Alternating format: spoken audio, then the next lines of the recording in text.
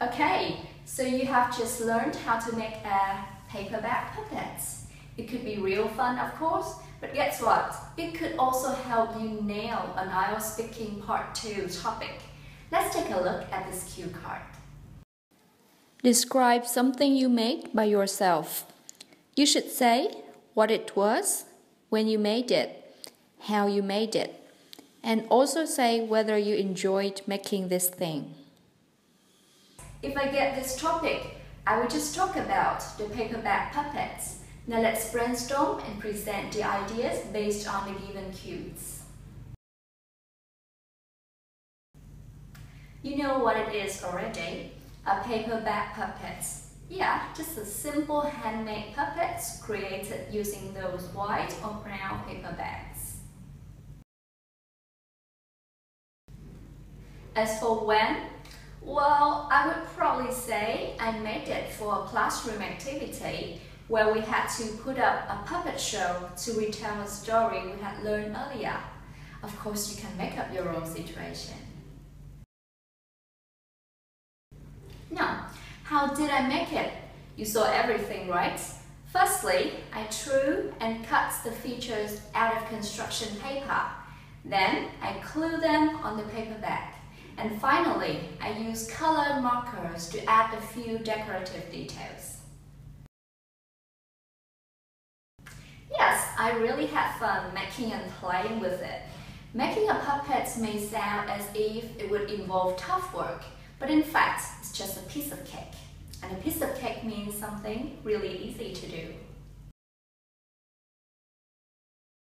Now I'm going to show you the complete model talk. Don't forget to practice making your own. Thanks for watching. Goodbye and see ya! Making handicraft is one of my all-time favorite activities. For me, it always feels fantastic to create little pretty things.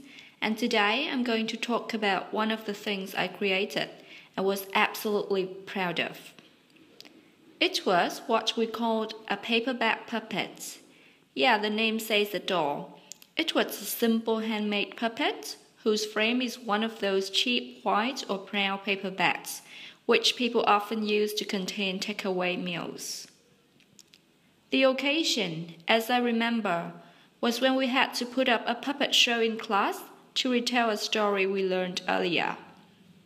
It was an activity organized by our literature teacher to have us practice narration skills.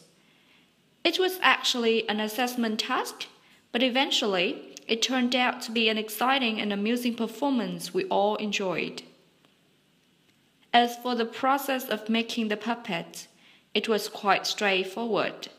After collecting all necessary materials, I drew and cut the features out of construction paper.